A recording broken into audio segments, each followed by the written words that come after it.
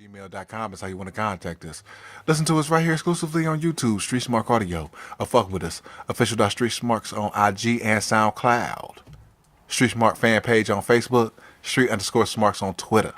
This is the Extreme Retro Review for ECW, February 22nd, 1994, the last week of Black History Month. Wood, what were your thoughts on this show? My thoughts on this show was it was a roller coaster ride because there were some there were some moments that made me pop, and there were some moments that disgusted me. Hopefully you'll come to me in the various segments so I can elaborate further without giving spoilers. But it was I don't know how any other way to describe this show other than a roller coaster ride. So we have a cold open recap of Funk, Sabu, and Shane. More Shane and Funk stuff. It's shilling March 5th, also known as Funk's Revenge. Oh my God. Whoever came up with that should be shot in the face and then stumped Stone Cold style like a mud hole being stumped dry, or whatever JR used to say. It's Eastern Championship Wrestling. It's just that simple, and we go into the theme.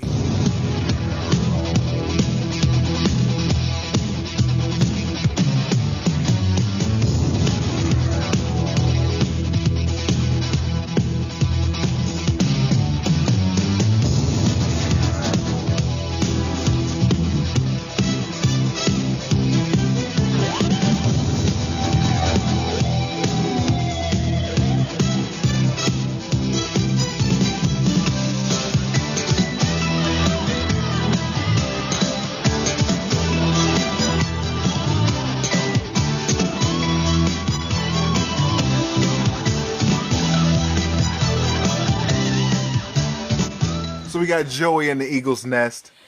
He's running down tonight's card, and he has a recap of the three-way tag team title feud. It's a recap of Public Enemy and Todd's Office, and March 5th, Public Enemy and the Bruise Brothers. Then they show some stuff from the night the line was crossed, and it's set to some hard music. Moving on. We got a Joey lead in to Mike Awesome versus Mikey Whipwreck and Keith Shearer.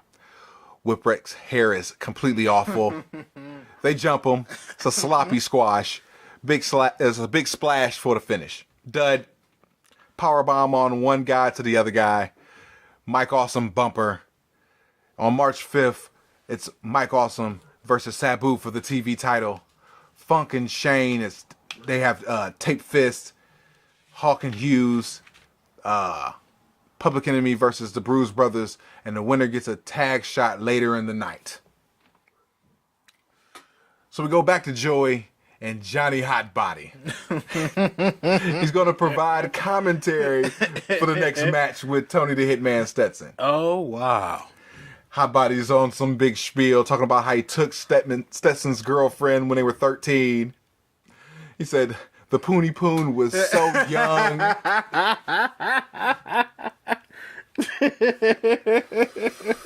To paraphrase. He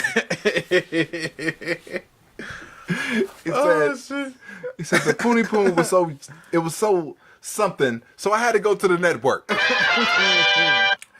He said the Poony Poon was so young, he felt like royalty when he was inside of it.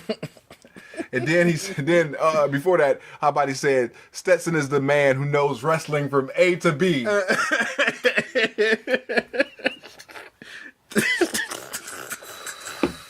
Oh, he was roasting the shit out of Tony the Hitman Stetson. It was like it looked like Hotbody was about to pop himself because he was giving his time just to shit on Hitman. Like, and he made it count too. I'm going to provide commentary for Tony Hitman Stetson. You know, the guy who knows wrestling from A to B. And he just holds it. He's trying not to laugh. Oh, shit.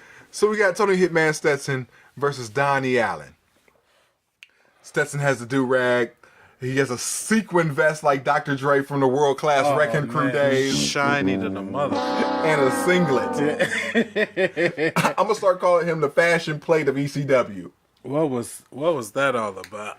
Tony Stetson always has something different on. Truly a fashion plate of ECW.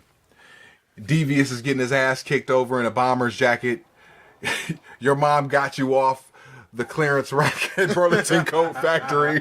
Hot Body buries him on color. Hitman for the win with a flying burrito. Devious Allen is the biggest jobber. Dud, this angle is going nowhere. Your thoughts? First,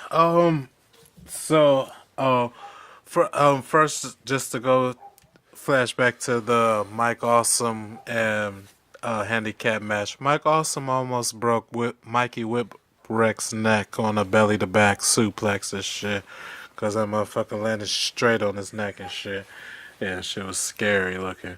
Anyway, as far as this match and shit, Hot Body was hilarious. Obviously, the payoff for this match is not really going to be a payoff and shit, but it's something storyline wise is there and shit. And Hot Body entertained me and shit. I thought that particular part was hilarious and shit. I don't know what the fuck was up with Stetson's outfit and shit, but and also it was weird seeing Tony Stetson in a squash match and shit. Like, you know, we're going back to the days of Le Moulet. Yeah, you know what I'm saying? Like, has been a jobber for a year. And then here he is calling out another nigga who ain't in the match and shit while just having his way with a jobber and shit. So that particular part was odd for me and shit. So I was entertained by this match in a weird, perverse way and shit. So we have a recap of Dreamer and Snuka kick out from the night the line was crossed. Moving on. We got Snuka with HQR3 versus the other Shira. I don't know if it's Keith or Kyle. That would be Kyle. All right. Thank you, Hot Stuff. Hey, that's what I'm here for. Snuka looks into the camera. His looks are epic. Yeah, because he's deranged now, apparently. We got a Kmart suit chant. It's easy heat. It's Kyle Shearer, by the way. Slow, long headlock into a shoulder block. Second headlock into a clothesline. And then he does a Snuka taunt. Oh, yeah. Snuka with the heat, but Shearer's unlikable, so it's a little pop. 2 thumbs to the throat in succession. Backbreaker, splash for the win. Dud. Dreamer put HQR3 to sleep on the outside. He steps in with the cane. Snuka then smartens up. Dreamer powders. Snuka and Dreamer at Funk's Revenge. Snuka carries HQR3 to the back. Hollywood, your thoughts? I thought the match was terrible. And, it was weird seeing Superfly trying to be this psychotic sociopath or whatever it was. He's just all out to lunch and shit. And letting Kyle Shearer getting some offense in on him and shit. I'm like, what the fuck is this shit all about? So yeah, no, the match was terrible and it was just so bizarre. Another part of the roller coaster ride of a show that this was for me. So we have Jason, the sexiest man on earth, with a backstage promo about Hawk versus his roughneck, Mr. Hughes, on March 5th, also known as Funk's Revenge. Better known as the March 5th show, 1994. No title. Moving on. We have a recap of Sandman and Peach's relationship. Peaches is completely awful. She's standing next to a geo-tracker. It's a recap of Hack getting blinded and giving Peaches a knuckle massage. Moving on. We have Sully with Hack, and he's sitting back. They're in the locker room, and he's smoking a squally. I said, this is it. Yeah. Heel turn promo. Oh, man. Sully asks Hack about last week. Hack says he isn't done with Rebel and the Pitbull. Then Sully says, but what about Peaches? Sandman says she's at home doing the dishes as she should. You know what I'm talking about? She stepped in the ring. That's a man's world. You know what I'm saying? And sometimes you get smacked. Sully, then he starts to back off. All right, looking all mortified and disgusted. I'm not going to go there. Right. Oh, social justice warrior. Sandman goes, life's a bitch. And then you marry one. Hollywood, your thoughts on the promo? At that part, I marked the fuck out. Well, first of all, I marked out when I saw him smoking a squally, because I had the benefit of coming in with hindsight. I'm like, oh shit, there it is. He's smoking a squally and shit. And then he finished it off with the life's a bitch and then you married one. I loved every second. But, speaking of the roller coaster ride, though, because you kind of glossed over it. So they showed, but before they got the Sandman smoking the squally, they showed some clips of Peaches and shit trying to look sexy and shit. You know what I'm saying? Yeah, it was such some terrible mood music. You know what I'm saying? When they looking at her dress and she doing the duck face and shit. But when that shit first started, first started playing and shit, dude, I literally, and this is no joke, I literally almost shit on myself. Like, I literally had to, you know what I'm saying, tighten the hatch because I was like, and you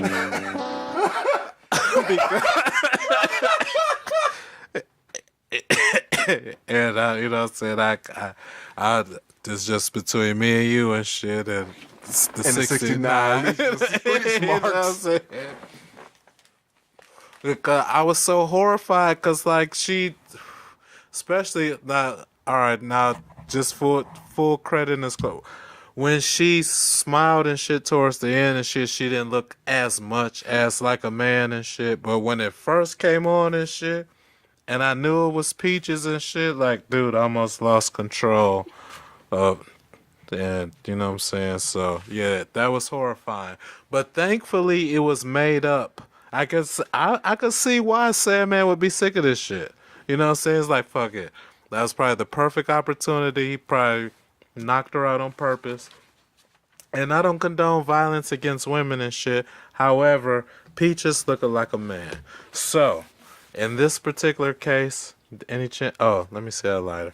In this particular case, you know what I'm saying? A man-on-man violence in a wrestling ring is A-okay with me. And then after seeing what it looked like when she's trying to be sexy, yeah, I need a cigarette too. I need a few of them. So Joey is disgusted by Sandman. I'm disgusted by Peaches. Peaches is a high fashion model, quote unquote. Since when? For Playgirl? I said Sears isn't high fashion, and I'm being generous. Bootleg purses and J's from the Arab corner store isn't high fashion, and she ain't no model.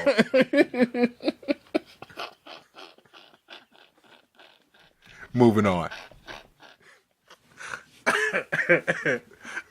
We got a TV title match. Finally. Where's the TV title been for a while and shit? We done seen Sabu and shit, but anyway. Sabu with Paul Lee, 911, and a third goober versus Pat Tanaka, the sensei. This match is completely boring to start. Flip outside, Tanaka on the table, Sabu misses, Sabu beats the count, Sabu beats himself. Shaking my head. Oh, yeah. Sabu botches Arana. Sloppy body press for 2. Tiger bomb for 2. Slingshot moonsault for the win. Dud. Hollywood, your thoughts? And Sabu lost that match because when he tried to do the Hurricane Rana from the top rope and shit, Pat Tanaka, I guess he was supposed to have held on or shit. Whatever happened, Sabu ended up missing it and shit. And then Tanaka did his little fine forearm thing and shit, pinned him and shit. The ref counted 1, 2. He was about to hit the 3. He stopped and then Sabu kicked out and shit. Motherfucker, Pat Tanaka should have been the television champion, and at that particular point in the match right there, should have been over with and shit. Some bullshit, shenanigans. So, to end the show, we have a March 5th card to close, also known as Funk's Revenge. Oh, so you don't mind saying Funk's Revenge, but we have a clear-on conspiracy against Pat Tanaka, and you just gloss on over that. But Funk's Revenge, you know, Funk's Revenge. No matter, it doesn't matter if it's a pay-per-view or a big show, even though it's at the same arena as the rest of the other taped shows. But even though it's a show named after one of the most despicable people that ever born or to ever exist in our lifetime, and probably in a lot of other people's lifetime who's not even here anymore. You're down with saying that and shit. However, you're just motherfucking Pat Tanaka is robbed because the referee held up on a 3 count on the match with him and Sabu. You just gloss on over that though.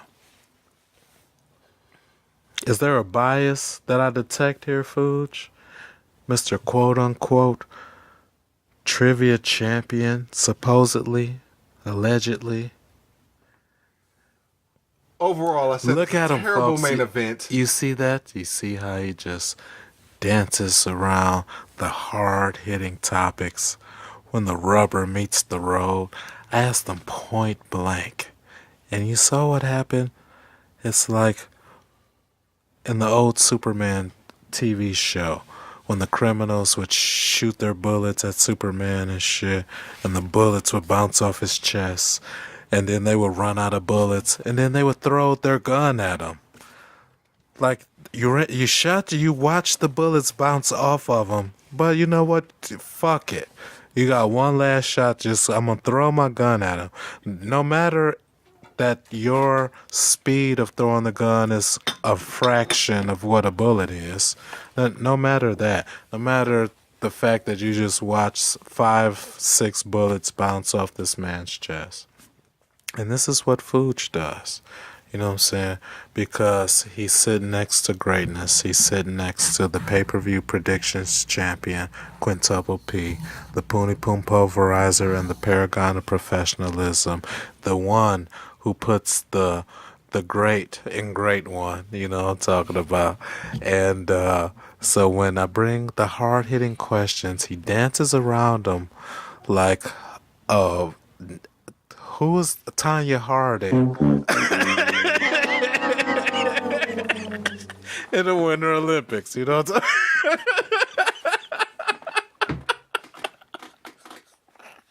I'd have had to derail the show because I'm tired of being no-sold. Dag that. I'm sick of this shit. Dag that. Every now and then, when I ask a question, I want a motherfucking answer. All right, so food just popped officially, so I'm done. Bring it on home, Fooch.